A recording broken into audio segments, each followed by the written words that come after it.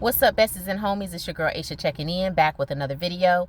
If you're new to the channel, welcome to Strong Friends Check-In Podcast. So I'll start this brief message with a question. Who's representing you? Who's representing you? Well, I'll tell you who's not representing me. Individuals who think that they can insult my intelligence.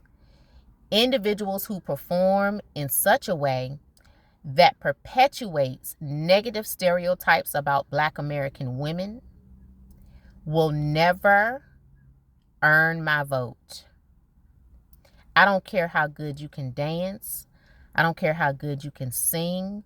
I don't care how good you can act. I don't care what you eat. If you are not rolling out plans to improve the social and economic condition of Black Americans, I don't want to hear anything you have to say. I don't think the dancing is cute, and I don't think the singing is cute. You're not auditioning at some dating contest or on, what's the name of that show? Pop the Balloon. You're not auditioning on Pop the Balloon.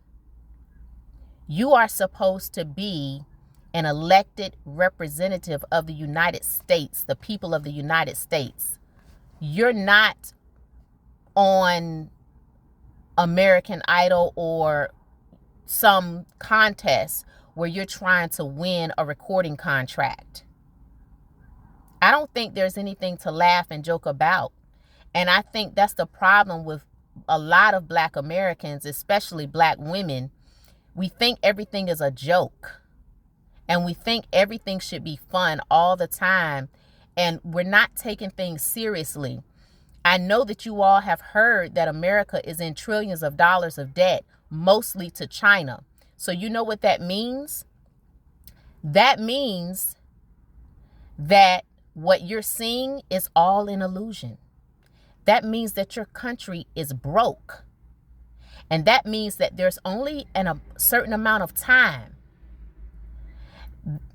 until China comes to collect. So a lot of you are sitting comfortably in whatever lifestyle you've created, but it's only a matter of time before that level of comfort is interrupted and your whole world is turned upside down. So, you know, we can save all of the kikiing and all of the jokes and the fun for our personal lives with our friends. My elected representative or politicians who represent us, they're not my friends. I don't want to kiki with them. I don't want to see them perform. I don't care what they eat. I don't care that they carry hot sauce in their bag. I care about what they're going to do, not only for Black Americans, but for Americans. Because, for example, why aren't they bringing jobs back to America? We have natural resources here. Why do we continue to outsource our work? Why on earth would we outsource customer service when there are 7.1 million Americans who are unemployed? Why, when I call someplace for service, I have to talk to somebody who's all the way across the world and barely speaks English? It makes no sense. But you know what? The reason that things aren't changing is because we continue to vote the way that we do, and we're not focused. We're not focused on the issues that really affect us. We allow politicians to think for us.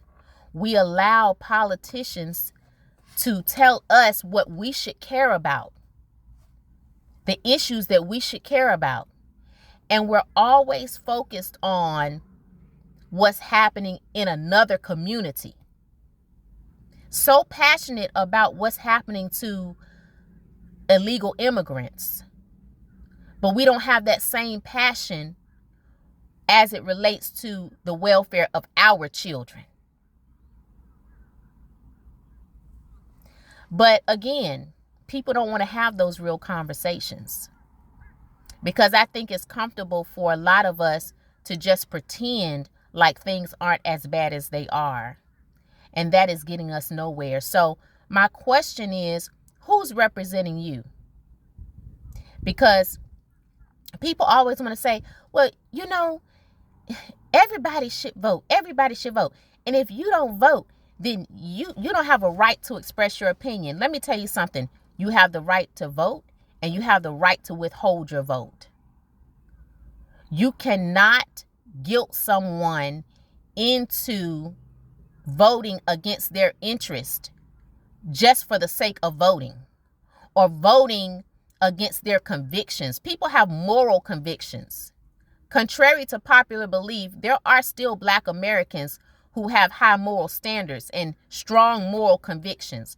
And so if that means there are politicians running for office who are just not up to par, I have the right to hold my vote. And as a tax-paying American citizen, I have a right to express my opinion anytime I choose. And in any place, I have the right to express my opinion. So I think we need to really think about that. Black women want to be taken seriously. I think we need to stop being so short-sighted. And I think we need to raise our standards, because, some Black women think that they've made it because they have a decent job, or they've made it because they have a title. Black women get caught up on titles. Well, I'm the manager. I'm the this. I'm the that. Okay, but technically you're still poor. So let's cut it out. And if you're not poor financially, your community is still poor. So we need to stop it. We need to stop being so short-sighted. Yes, we get jobs. We can go to college. Our ancestors fought for us to be able to have those rights. But we can't just stop with that and settle with that and say, oh, well, I got me a nice government job. You see what's happening with that now. I got me a nice government job, and so I'm good. I don't care about I don't care about what they're going through. I got my job. I'm the manager. I can vote irresponsibly because I'm the manager. We got to cut it out.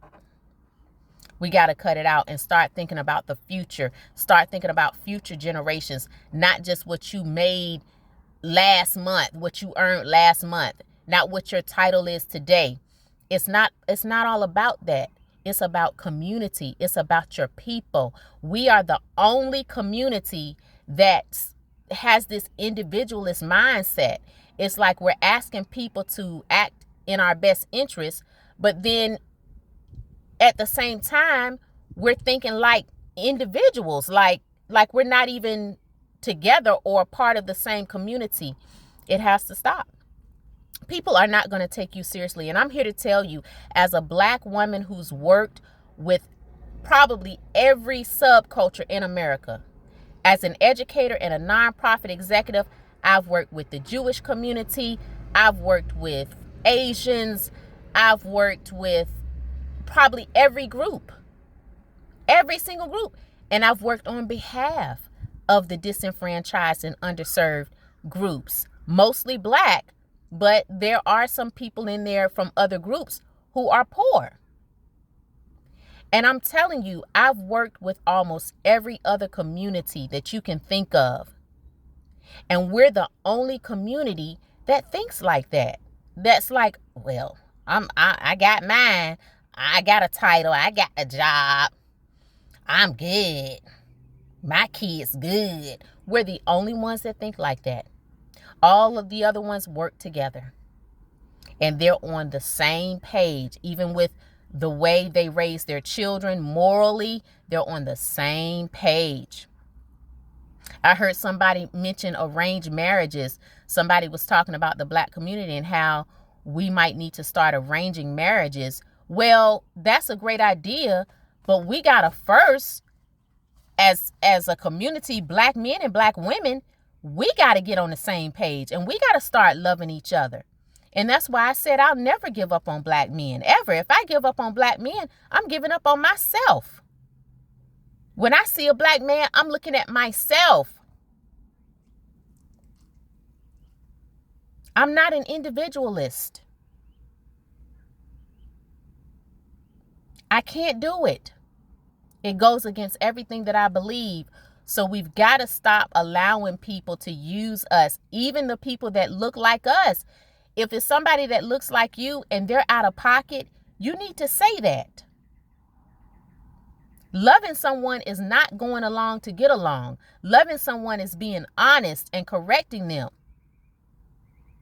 Bringing them back to the fold. Hey, you went a little too far out there. Come on back home, because when you see people doing that in politics, dancing and singing and doing all this extra stuff, we did not elect them to dance and sing. When you see them doing that, it's because they think that we are a joke. So I just encourage black women to just think more critically about how you're voting and the people that you support. There's a time and place for everything. I like to have a good time with my homegirls. Matter of fact, you might not believe it, but I can be the life of the party. Maybe I'll start doing interviews and stuff on my channel at some point, and I'll interview some of my homegirls that I grew up with. I am the life of the party when it is the right time and the right place. I'm not going to behave like that in my place of business. If I was an elected politician, I'm there to do my job. I'm not there to perform. So, that's my message. Just think critically about who's representing you. Know that you're worthy. Know that you're loved. Please like, subscribe, and share. Until next time, it's your girl, Aisha, signing off.